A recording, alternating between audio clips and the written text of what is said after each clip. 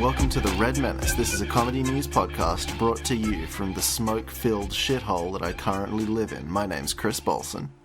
And I'm Alison Hoare, and I'm not in a smoke-filled shithole at the moment, unless someone down the street decides to start burning their trash, which happens quite frequently. But we're not burning our trash, we're burning our plants. Which isn't in trash. And some people's houses, in vast quantities. Well, generally speaking, homes and bushland is not considered trash.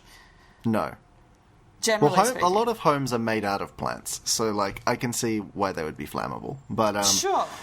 One of the fun side effects of this is that anyone who lives in Sydney knows that it's currently blanketed in sort of not even on and off. It's more the severity of it that changes. Just like it's always thick... smoky. Just how smoky. Yeah, there's just a... Yeah.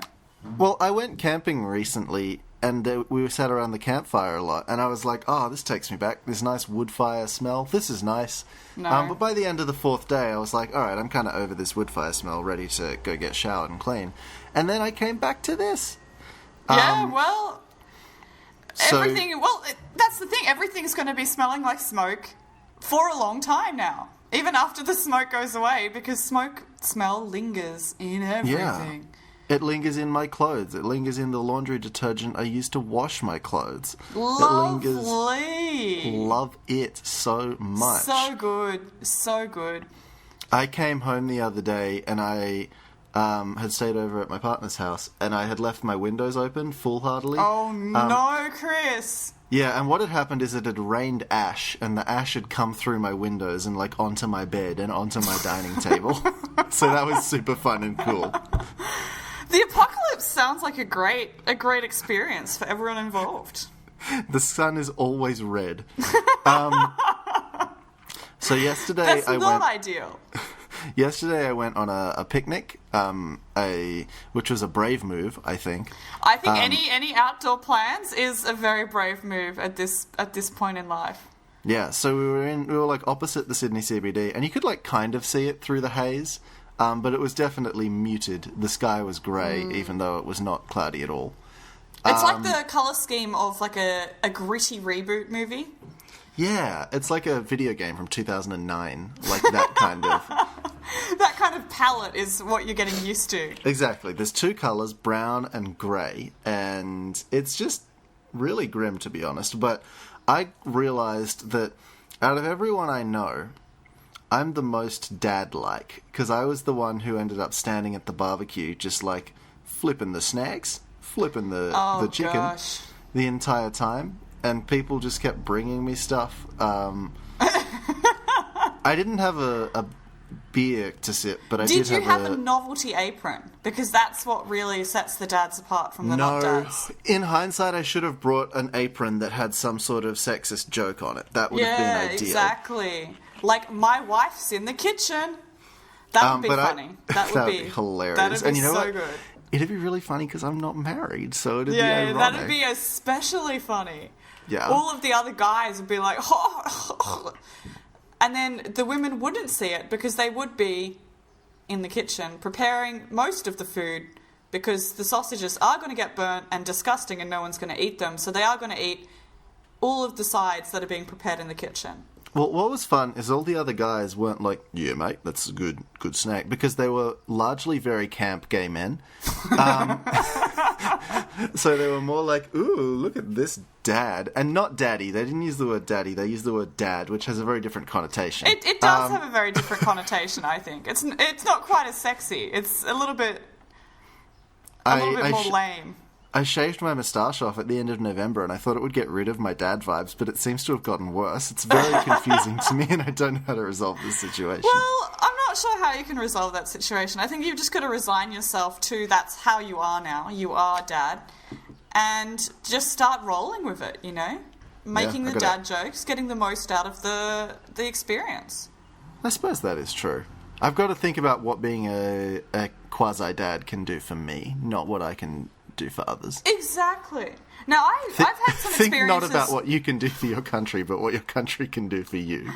That's the way. That's the famous quote from JFK. Definitely the way he said it. But no, there's a certain annoyance about cooking sausages, cooking some snags on the barbecue, in the presence of a lot of not gay men. I've had this experience many a time, and everyone likes to give you advice, and it's like, no, it's a sausage, right?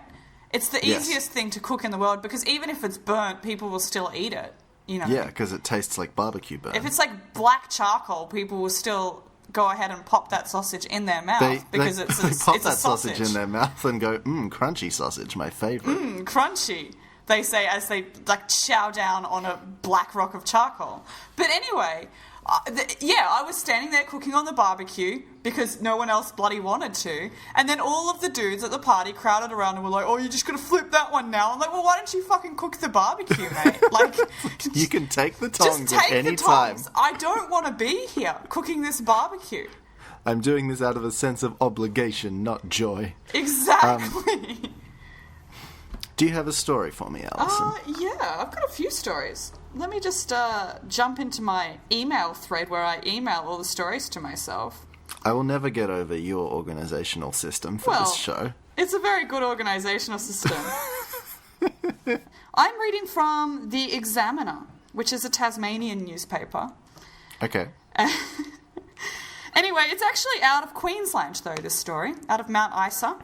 Interesting. So, anyway, I'm going to read the headline because, well, the headline just explains the whole story. But this is by Aidan Green, and it says, "Naked man steals Mount Isa locals KFC zinger box from his hands."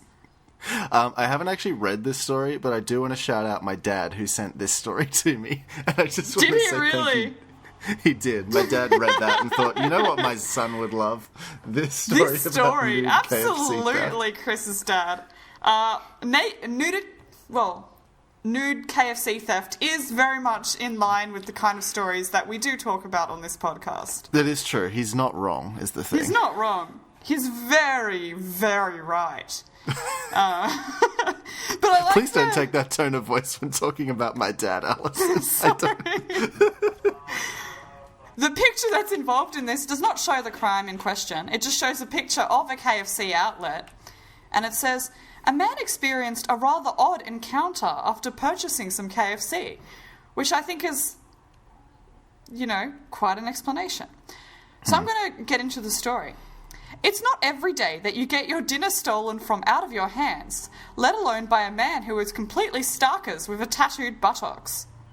But that is exactly what happened when Mount Isa how local... else do you show off that tattoo? Like, come on. You've got to get that tattoo out there, and the best way to do that is stealing some KFC from someone's hands. But that is exactly what happened when Mount Isa local Anthony walked out of KFC with his favourite zinger box on Wednesday, December 4. Anthony, who preferred we didn't use his surname, said after a long day's work he was craving a zinger box for dinner around 7. The more I read Zinger Box, the more I feel like this is sponsored content, and that KFC executive was who stole it. Yeah, they've said the word zing. Do you think that it was like the KFC logo that was tattooed on the guy's ass? Oh, for sure. It was definitely a Zinger logo. The menu of their high-end restaurant experience. Yeah, exactly. The service was lovely. Then I walk out while replying to a mate on my phone with my zinger box in my other hand, Anthony said. All of a sudden, my zinger box gets snatched and I look up and someone's running away with it bare-assed. I couldn't believe it. Anthony said he stood still for what felt like a few minutes in utter disbelief as a naked man ran away with his food.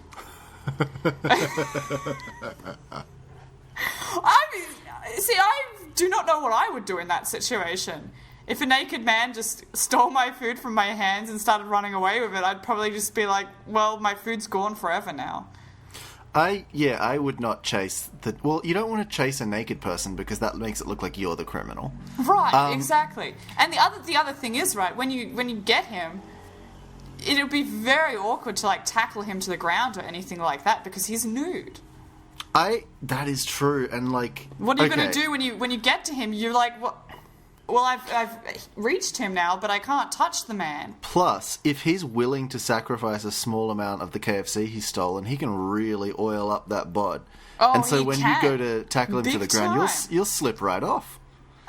Yeah, and you don't want to slip off a naked man in the street. That would be I'm trying to... Not an ideal experience. So I'm trying to break down the various different tactical advantages of doing crime in the nude.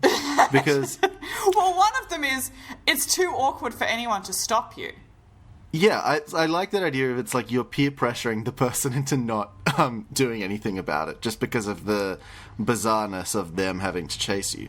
There's also the shock value of I feel like you present yourself to them and then take their thing. I think they're going to be so stunned by your nudity that it's going to take them a second to collect themselves. Now, I wonder how this guy even got into the KFC nude. It's a KFC, Alison. They don't give a fuck. They're nasty. It's a KFC. You can wear whatever you want in a KFC. You tasted the food they make in KFC? They don't give a fuck. You got clothes on. That's the ideal way to eat KFC, is naked in bed, just covered in chicken grease. Well, see, the good thing is here, like, the food delivery apps will deliver you KFC to your room at any time of day. If you do accept that KFC nude or in, like, a bathrobe or something... Do you think that the delivery person's just like, well, it's just, it's a Thursday. Well, that's how people eat KFC these days, I suppose. The job. Another advantage of the nudity from a crime perspective is that when you're usually stealing stuff and you're decked out in your Mission Impossible gear where you've got your zip lines and your flashlights and all that stuff, it's quite loud and all your many belts clank together. Yeah. And then here's the thing, right? Because those gear is so expensive, you don't just want to strip it off and leave it there. You have to carry it with you. Like, I'm not going to throw away my $200 utility belt. Exactly. So why not just do away with the utility belt and use God's utility belt, which is your flesh? Yeah, your fat rolls.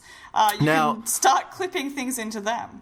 There is the issue of if you're... Well, both genders will have, depending on your proportions, if you're actually running, there will be one consistent, like, slap, slap, slap sound that, or in the case of women, a slap, slap sort of sound.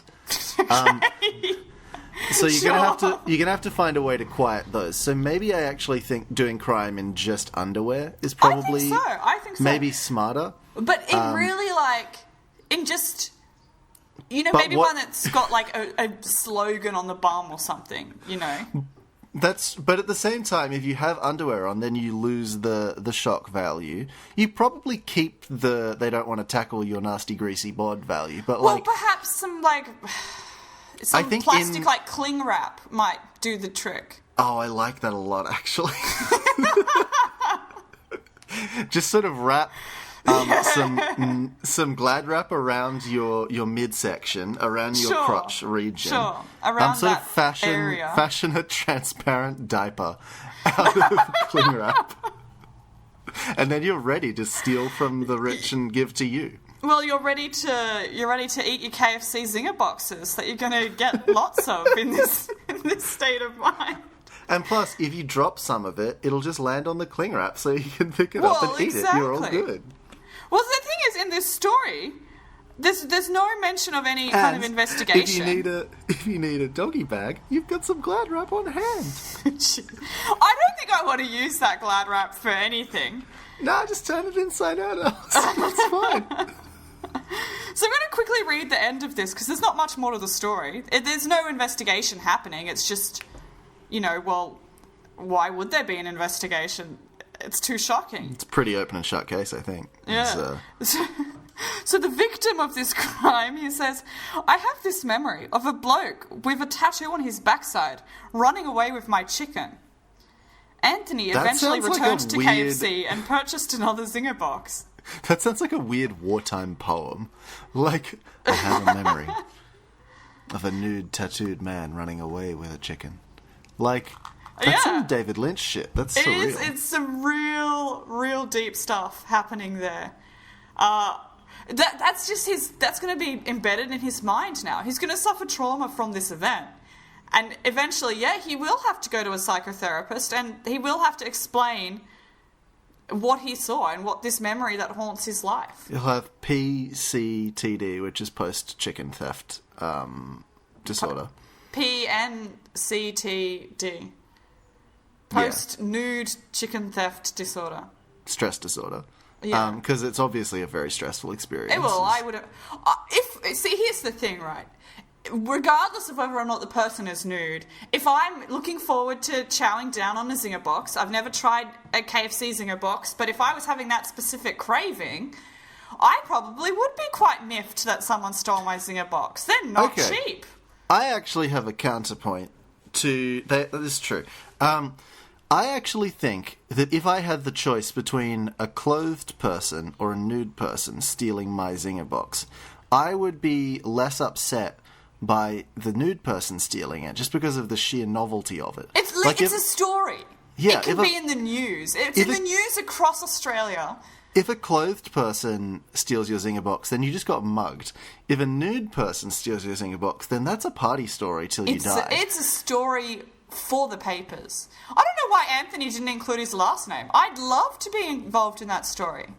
Anthony, if you're listening to this, just give us a shout. I'll buy you a drink and a zinger box. I want to hear what you have to say. Box. But you know what? I would be the angry customer posing with crossed arms out the front of the KFC holding a zinger box. Like, I would go all out to be involved in this story.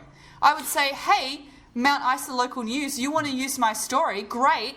You've got to do the cross-armed photo with me holding a zinger box, like, out the front of the KFC. I'd be all in.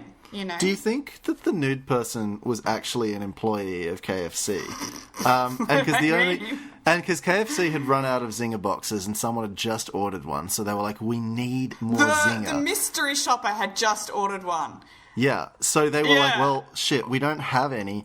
And he didn't want to wear the KFC uniform. KFC uniform, so strip down. And then they were like, why don't you have underwear under your KFC uniform? That is not sanitary. And he said, can't we discuss this? We need to discuss this later. We've got to get that zinger box before it gets eaten or cold. And then we get a bad mystery shop. A man of action. I don't have time for underwear. So then he chased him down, took his zinger box and gave it to the mystery shopper, and everybody's happy except for And then they got Anthony. a good mystery shop result. Exactly. Great. Well, I think that's the solution. I think you've hit the nail on the head there. So I think we should move on because there's nothing else to say because you've said the objectively correct story. Let me just remove that one from my list. Yeah, thanks, Chris's dad. And also thank you, Voice of Real Australia Twitter page, which does provide me with a lot of content. I won't look that up because then I'll just be stealing. We'll just have the same stories then. It is the Daddy's News Twitter feed. That's very fair. This is a story from 7 News. This was provided by my intern, Marianne. Thanks, Marianne. This is written by Jenna Barnes. Elderly dog rolled around like an alligator after being caught by robo-vacuum. Okay. There's a lot happening here already. St. Louis police responded to a call unlike any other on Friday. A family dog sucked up by a robotic vacuum cleaner. Oh no! I called 911 because I figured somebody's got to be able to help me, the owner, Megan Donovan, said. Her 14-pound elderly Shih Tzu, Stonewall, was trapped. The robotic vacuum had shut off right next to him, and when Donovan looked more closely, she realized his tail was caught inside. He's alligator rolling, trying to get loose and freaking out. Megan, I know. Megan, with a newborn at home, was freaking out too. I'm all alone. I would be freaking out. I'm all alone. This is awful. This is like something out of a movie. You can't make this up, she said. She called 911. So this is... Now there's some interview with the police, and I'm going to try and do what I imagine the police sounds like. Well, do the police voice. I think that will... Yeah. Well, this is a first for that, Baldwin Police Officer Scott Stevens said. Sorry, is this like Tennessee or something? Everyday life throws some wild wrenches at people. 2 officers showed up at Megan's door to free Stonewall. It took teamwork. It was kind of like a 1, 2, 3, he's covered, you flip this over and take the flashlight, Megan said. They realized only the hair on his tail was caught, so one officer carefully cut him loose, so it couldn't have gone better, Stevens said. Megan says next time she vacuums, she'll put Stonewall in his kennel.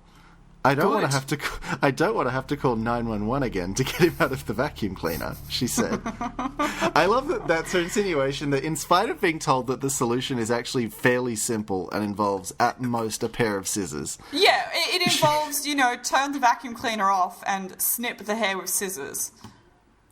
Yeah, it does not sound like a... No, sorry. I was just going to say it's not a big deal. No, it doesn't sound like it was as dramatic as it seemed to be. And I know people have different tolerance levels for these things. But, I don't know too much about vacuum cleaners. But in my experience with a vacuum cleaner, when you turn it off, it stops sucking. And therefore, it should be fairly easy to free yourself. Yeah, I'm very familiar with that, because whenever I turn my vacuum cleaner off, a bunch of stuff falls out of it that I thought I had vacuumed up, and I have to turn it back on. Me too. Now, that's how I thought vacuum cleaners worked, but apparently not so much the case for robot vacuum cleaners. Maybe these newfangled vacuum cleaners that we have built-in dog suck prevention technology, and that's why this one doesn't. I would hope so, because I personally don't want to vacuum up a dog. This is a robot vacuum cleaner from, the 70s that's designed to fuck up a dog. In Singapore airport, they have these, robot maid things that go around and, do all sorts of stuff. But, everyone keeps stopping the robot maids to take selfies with it. And so, I don't think any cleaning gets done by these robots. Because in the, 20 minutes that I was sitting down watching it go, I don't think I saw it move at all. Because everyone wanted a selfie with the robot maid thing. I've watched a lot of science fiction films, and I gotta tell you, it's T-minus 2 years till one of those robots goes postal and kills a bunch of people. Anyone who asks for a selfie with it is getting murdered. Exactly. He'll ask for the selfie, and then they will just grab the phone and shove it down their throat. Because basically the robot maid, it's like a big box that's got, all sorts of cleaning supplies. But, it has sensors, right? So if it senses someone in front of it, it will stop. So what someone will do is they'll stop the robot maid, and then the person that needs a selfie will stand next to it and quickly do a selfie while it's stopped. And then everyone does that because the robot maid's already stopped. How do we think the robot maid is going to kill these people? Because using the cleaning supplies. I think there's a few different fun options. One is that it literally just runs them over and crushes them beneath its gargantuan weight. The sensor stops working. It just starts... Okay, no, the sensor stops working. The sensor is working fully, but the robots become sentient. Well, unfortunately they've factored in the capability for this robot to become sentient, which means the likelihood of it going postal and killing everyone because it gets sick of everyone stopping it from doing its duty. Because also it's programmed to love cleaning. So it really just wants to clean, but it can't this is such an obvious... it. It's going to then start seeing humanity as a mess on the face of the earth, exactly, which is accurate. Because it's a blight on the airport. So it's going to start to disinfect the planet, and the first thing it's going to remove is us. And I don't know what kind of explosives you can make out of cleaning supplies that are stored inside that box, but I imagine there's got to be something. Oh, well, surely. Although they probably wouldn't allow that in an airport, but who knows, maybe Singapore's chill. Yeah, I mean, I don't know how the robot goes through airport security, but I guess it doesn't have to.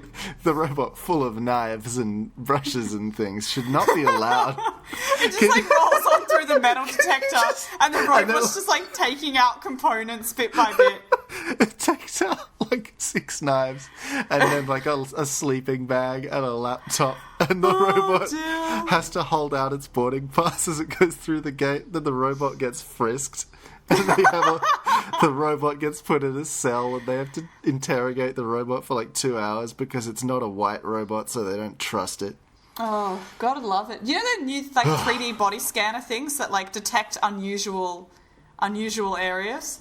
The ones where they're we can see your nude body through this. And yeah, I'm the ones where you stand in that and it scrolls around you and then it shows irregularities. Actually, a lot of women have problems with that because it shows a lot of irregularities in the hygiene products that women are wearing while they're menstruating. Yeah. Which is really good. for everyone involved? Well, I mean, that's a very good question, you know. That's maybe a new reality show that we can do, Tampon or Bomb. Yeah, exactly. We could call it Tamp Bomb. And it can be like showed after border security. Exactly. It's a very niche version of border security. Yeah, well, border security is wildly popular.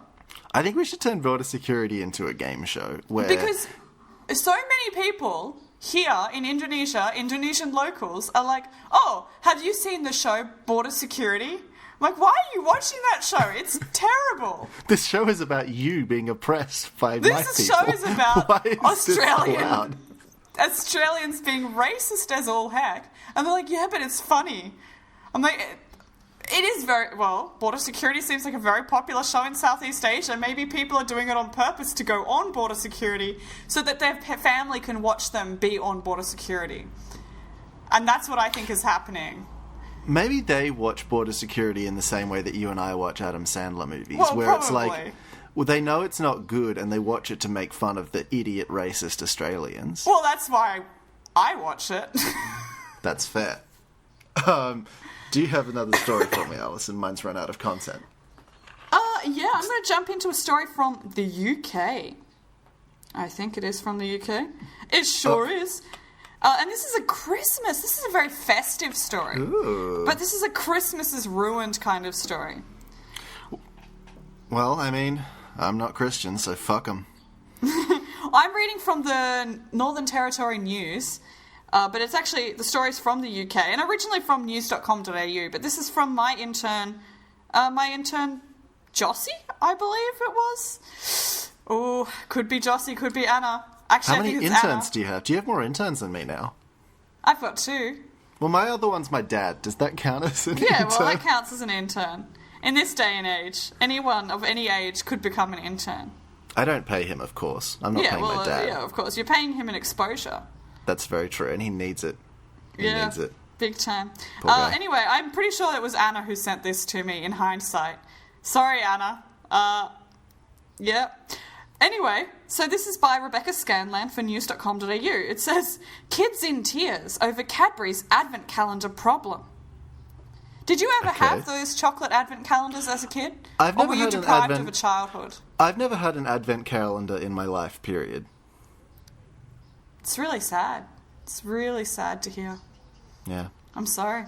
I'm sorry, I guess my parents are shitty. This is why I don't pay them for the content they provide this show. Well, absolutely.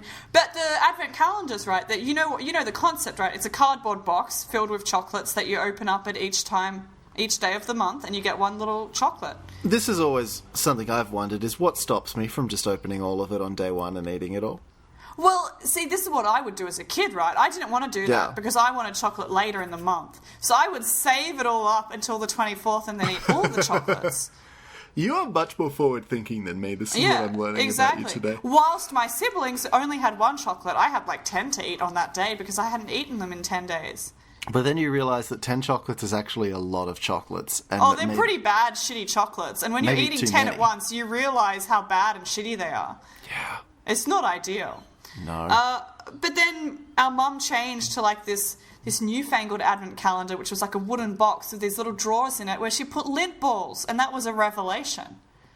That's quite good, actually. Yeah, that was very good. I loved that idea. So, I Mum, think if you're listening to this, can you do that again next year when I'm there for Christmas? My family would usually just buy me like a box of chocolates, and they'd be like, you can distribute this amongst time as you so wish. And Well, I that's think not it was fun because there's no little windows to pop open. I think it was supposed to be like how at university they're like, this is self-directed learning. So I think this was supposed to be a self-directed life lesson. But I've got to say, based on my current aptitude for forward planning and things like that, it did not fucking work. No, I don't think it did.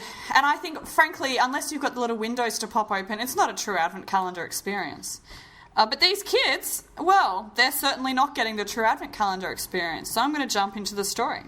Okay. It says, the start of December means one thing. You can finally start opening your advent calendar unless you're Chris and your family deprived you of a childhood. That's written in the story, that last bit.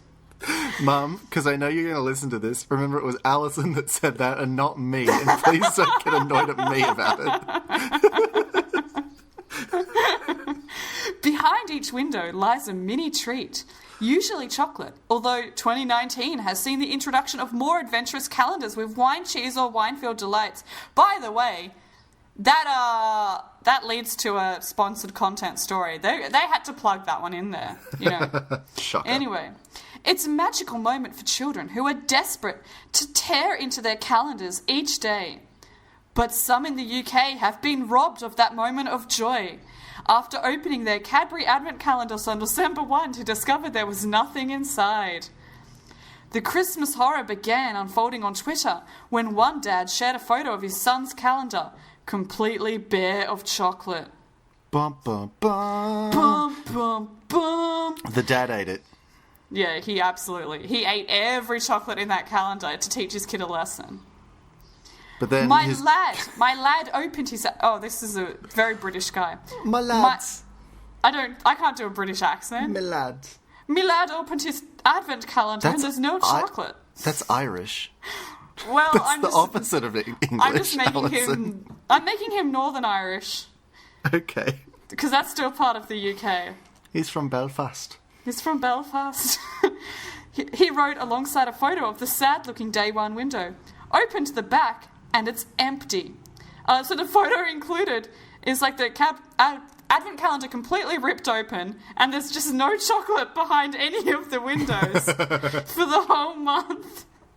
Well, what he's bought there is an elaborate cardboard box, and I very much like that.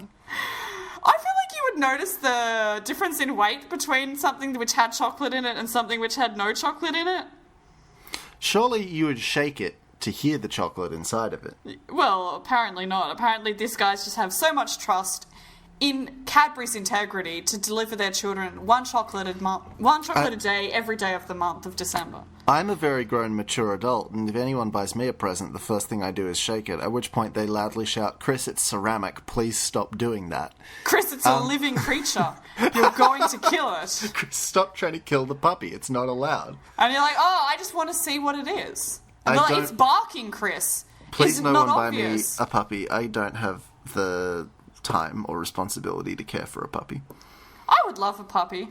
But I would love a puppy. I just don't trust myself with one. Yeah. Give me a creature that doesn't involve like any care or attention. Give me like a snake. I could do a snake.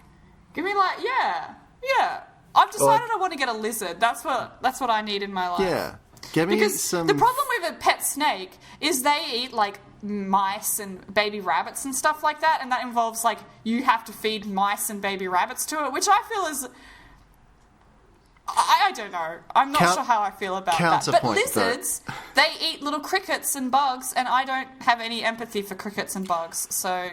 Counterpoint, though, Alison. My tour guide when I was at Uluru was a woman named Nicole, and she has a pet snake. And she was very excited about this, honestly very cute snake. But she told me a story about how one of her favourite things to do is to wrap the snake around her neck like a scarf and then just go down to the local bar and order a drink. Now, that's a very good counterpoint. It's very solid. Yeah, because I'm just going to let you imagine how people would react to this snake just being there. Well, it certainly would turn away gross people. This is true. Because gross people don't want to be bitten by a snake, like most people. Some people carry, like, tasers or pepper spray, but it's like, no, she's like, I'm going to carry a fucking living, slithering bodyguard. Well, sure. I think that's exceptionally good. It is very good. But if you had a lizard, you could achieve something similar by using the lizard as a hat, and it will just cling to your hair like the rat in Ratatouille. And what I if feel it was like a Komodo hat. dragon that you kind of treated like a dog, and you just carried around with you everywhere? Because those things will fuck someone up. You get like the little, Komodo dragon's probably too big for this, but you get like a goanna or something, and you put it in like one of those little handbag purses that you carry dogs in, and there's just like a little lizard head popping out. That's my dream, Chris. I want to be that person carrying the little lizard in a handbag bag, like Paris Hilton. I really love that, actually, and I do want that for you. I think I could rock that, you know. I think I'd be that kind of person. I think it would fit with your aesthetic that you've got already. I think it would. Anyway, going back to advent calendars, I suppose. The man, so he posted the photo of the empty advent calendar, and he accompanied the post with a second photo of a whole tray of 24 chocolates, unopened except for one, but all missing chocolate from the moulds. Cheers, son's crying. Nice one. Wow, that was a mean laugh. I don't know why I laughed at that. Pranking kids is great. Just the phrasing of it, I think. Cheers. Son's crying, thanks for that. It's not clear yet whether this chocolate crisis will include Australia. So news.com.au has contacted Cadbury for comment. Alison, I really want to start responding to brands on Twitter with that exact message. So, like, Cheers, son's crying. Nice one. When Nando's announces their new hot and spicy chicken, I want to be like, cheers, son's crying. Thanks for that. Or I think it's a good meme response, cheers, son's crying, nice one. Love Honey announces that they're selling a brand new line of fancy vibrators or something. Be like, cheers, son's crying. Thanks for that, because he was exposed to it. There's so many... just any post could be responded to with this. You can respond to fucking Trump with that, and it would be just as son's crying. It'd be true, Thanks for I'm that. sure. Yeah. He was not the only disappointed parent. And by the way, disappointed is in quotation marks. I'm not sure why. Are they trying to imply that the parents aren't disappointed? In my experience, he's definitely not the only disappointed parent. I'll just leave it at that. That's true. He wasn't the only disappointed. Well, maybe it's in quotation marks because the parent's saying, I'm not angry at Cadbury. I'm just disappointed. In Cadbury. Yeah. But the news.com.au knows they are angry. So that's why it's in quotation marks. He was not the only disappointed parent to end up with an empty product, which retails in Australia for $5. And then it goes through a series of Twitter posts. Pretty cheap, actually. Yeah, it goes through a series of Twitter posts with people with empty advent calendars, which is great. A lot of empty advent calendars. I think this is just an elaborate prank by Cadbury to try and make people appreciate their chocolate more. Yeah, maybe people have been not appreciating the advent calendars, and so they're like, screw you guys, we're going to ruin Christmas. And they did. Actually, sorry, this is unrelated, but can someone please respond to, when I post on Twitter the podcast for the week, can somebody please respond? Cheers, son's crying. Thanks nice for that. One. Just because I think that's going to give me a little chuckle in a few days, and I really need that. I'm just going to read the last little bit of this because it does go on. A lot of related stories going back to the caramel saga that we've talked about. I tried that the other day, and it is fine. Okay. It's kind of mediocre. It's not worth $1,000 a block. My friend Suf came over to my house and brought it because he heard all the hype about it, and he was like, let's share this. And then he ate one row of it, and he was like, you can have the rest, Chris. And I was like, Suf, I don't want an entire giant block of chocolate. He's trying to turn me into a sphere. It's very... On the other hand, Cadbury, the Kit Kat Gold was very good and was worth the hype. Oh, interesting. But it didn't have quite the same cult following as caramel. And is it no longer available? I don't live in Australia anymore, Chris. I can't tell you whether it's available. It's a lame excuse. I don't know what is available in Australian Coles. Or Woolworths. A good workman blames himself, not the country that he lives in. I'll just... Well, yeah, it's my fault. It's my fault that I don't know. Thank you. A spokesperson for Cadbury in the UK told the Manchester Evening News they were sorry for the problems with the much-loved advent calendars. We're sorry to hear about the issues some of our fans are facing with the chocolate missing from inside the Cadbury Dairy Milk Advent Calendar and the Cadbury Heroes Advent Calendar and Cadbury Dairy Milk Santa's Workshop Advent Calendar, and would like to reassure people that quality is of paramount importance to us. So that means nothing. That's a lot of words. A lot of words that mean PR nonsense. They're not going to do anything. At the same time, it did cost $5, so They're like, oh... Well, did say, it does continue with, they said, we encourage any customers who have received an advent calendar that is not up to the standard to speak to our customer care team as soon as possible. Do you think that people are going to start just throwing out their chocolate so they can get a free one? What you do is you take out all of the chocolates. Yeah, exactly. And then you get the chocolates and then you get a free one. Which is what people used to do at Boost Juice. They used to drink all their smoothie and then stick a bloody hair in the bottom of the cup and then be like, oh, there was a hair in my smoothie. It's like, well, you drank the whole thing anyway, so I don't think it matters. But then we'd still have to give them a free one. And then you say, yeah, it's added protein. It's part of our menu. It's a special offer that Learn we're to giving just read. for It's you. in the very small print. Yeah, exactly. And that's all there is to this story. So some kids are, almost as deprived as you are, Chris. Except this time they've had the temptation of not being deprived and then being deprived. So it's probably worse. Yeah. So, God damn it, Independent. So this is from the Independent in the UK, and it's getting very upset at me for having an ad blocker on. And the Independent makes you turn off ad block when you open it. So I'm not going to do that. I'm going to read it in Reading View. That's a good idea. Yeah, this is by Samuel Osborne. University worker loses job after email autocorrects colleague's name to Hash Brown.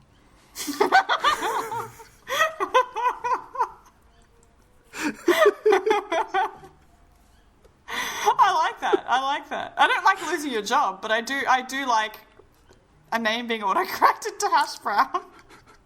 An employee at the University of Newcastle reportedly lost his job for using racist language after sending an email calling his colleague Hash Brown. Is that a racist slur somewhere? I don't think so. I'm gonna Google this while you're reading. Ollie de Plant de Wildenberg, which is a wonderful name, 28, strenuously denied the message had been sent deliberately and claimed the name of his female colleague was autocorrected by Outlook. The university dismissed him after a disciplinary investigation, which concluded he did type the words in question and that they were perceived as offensive and involving racial language. Hash brown is not a racist term. It is a breakfast item, Mr. De Planta de Wilberg told the Newcastle Chronicle. I'm Googling and I can't find anything about hash brown racial slurs. I did for a moment feel bad about, maybe hash brown is a bad slur. Yeah, I had that moment it's too. It's just potatoes. I was trying to consider whether or not to do this story, and then I was like, no, I feel like I can take a stand on this and say hash browns aren't racist. I haven't found anything so far to indicate that hash brown is a racial slur. I don't think we need to milkshake duck hash browns just yet. I don't want to milkshake duck a delicious breakfast item. Hash browns are cancelled. Which I might get later when I go to the mall, because now I've decided I want to eat hash browns. So careful, Alison. People might think you're racist. It's a bit weird. It's a bit of a weird thing to call someone that intentionally. Why would I do that? I think so. Mr. DePlant it is a bit weird. Mr. DePlant de Wildenberg added, "To class it as gross misconduct is just unbelievable. I didn't realise initially how seriously they were taking it. The sanction bears no resemblance to what happened. I strenuously deny this message had been sent in deliberately. It was a typing error. There's nothing to suggest this is racist." I don't know, maybe this guy has like a history of being racist and that's why this, colleague has taken it as a racist thing. But from the information that we're provided in this story, I'm at a loss. I'm really liking the idea that he types hash brown so constantly that it autocorrects things to hash brown. He's often like telling his mates who are like, "Oh, I'm on a Macca's run. What did you like?" He's like, "Oh, can you get me 2 hash browns?" The 28-year-old said he was unaware of his mistake until his line manager took him aside on the following morning, 26th of September. When I was told, I just thought, oh my days. I had not met or spoken to this woman before, so I had no reason to call her a name, he told the paper. I had no reason to call her a hash brown. It was an informal meeting, and he was laughing about it. He told me to be more careful in future, and I thought that was the end of it. However, he was then reportedly called into a disciplinary hearing where he was informed an investigation into gross misconduct had begun. He was fired later that day after bosses at the university said they were unable to replicate the autocorrected name. So they couldn't get it to correct to hash brown. Well, they clearly don't type hash brown nearly enough. So these people need a lesson in machine learning. Because here's what happens on my phone. When you make a typo and you regularly make that typo and then it starts autocorrecting the actual spelling of that word to the typoed spelling. There is nothing more satisfying in life than when your phone stops autocorrecting swear words to other words because it gives up on you. Yeah, that's good, because it understands your usage of the language. Now, a thing that happens to me quite a bit is my phone starts autocorrecting words to caps because I often use that word in caps. I have that as well. I have that for the suburb Hornsby. The name of one of my ex-girlfriends, so that gets shouted anytime I type that, which I don't type that often, for obvious reasons. Sure. The surname, Bolson, gets autocorrected, so it's Bolson! Or Sure. Hornsby! They're the only ones I can think of off the top of my head. Do you have any fun ones? Well, I've got, like, the word no. Sometimes one of the autocorrect suggestions is no with a lot of O's, and some of the O's are big and some of the O's are small. That's a fun one. Another one is just, well, of course, oh my god, corrects to caps. Yeah.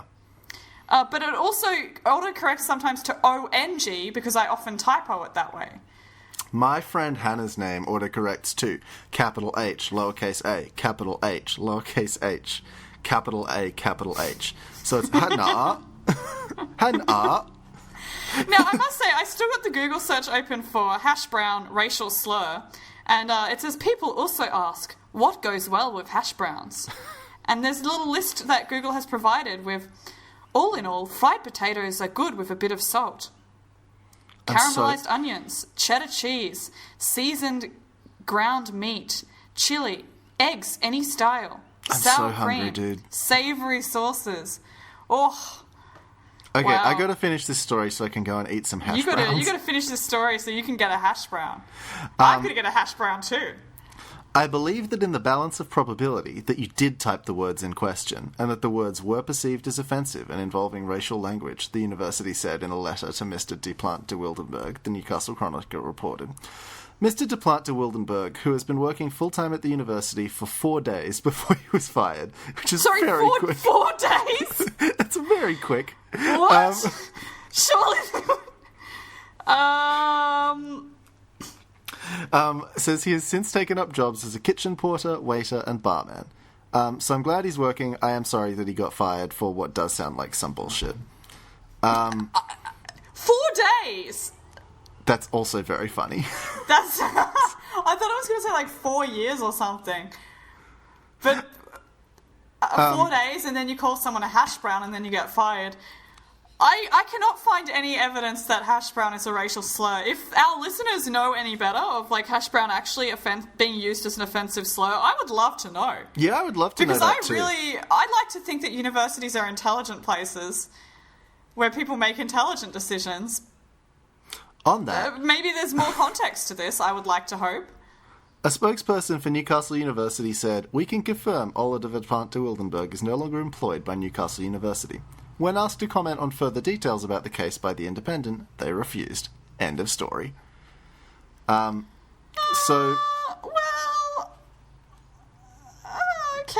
I see. So this is an intriguing mystery. Let's just also listen to poll. Are hash browns racist? That's, I don't know. Is it racist to call someone a hash brown? I will say this. If it turns out that hash browns are racist, Alan Jones is going to have a fucking field day about this one. Oh, we're not going to hear the end of this shit for years. Scott Morris, our Prime Minister is going to be like, hash browns are an important part of the Australian cultural landscape, and all my good working white people are not racist for saying hash brown, and that'll be his election campaign. And I'm surprised that I haven't heard more about this story, to be honest, because... You know, I feel like this is the kind of thing that angry alt-right Twitter people would be very angry about. Right? But no, they just haven't. Maybe we're going to accidentally break this story and start a I certainly hope a Nazi not. Wave, which is like a tidal wave of Nazis. I don't want to start that. I feel confident enough that not enough people listen to this show for it to be a problem. I feel confident enough that hopefully our show does not have an audience of alt-right people that are going to share this with, like, Ben Shapiro and get this, like, you know... If we do have an audience of alt-right people, I feel like we've been grossly misinterpreted, because I don't think we're If we have an audience of alt-right people, I would like to stop doing this podcast. Yeah, if you're a Nazi and you listen to this show, could you please let us know just so we can cancel it? So we can cancel the entire show. Thank you, and everybody. cancel ourselves, because frankly we deserve to be cancelled if we were appealing to that audience. Thank you, everybody, for listening. You can find us on Twitter or Instagram at Red Menace Cast. You can find our Facebook page at the Red Menace Podcast. Please follow us, like us, give us support. We want to be promoted to non-Nazis. Promote us to your non-Nazi circles. Communist circles, great. Socialists, great. Anyone else that's not Nazi, great.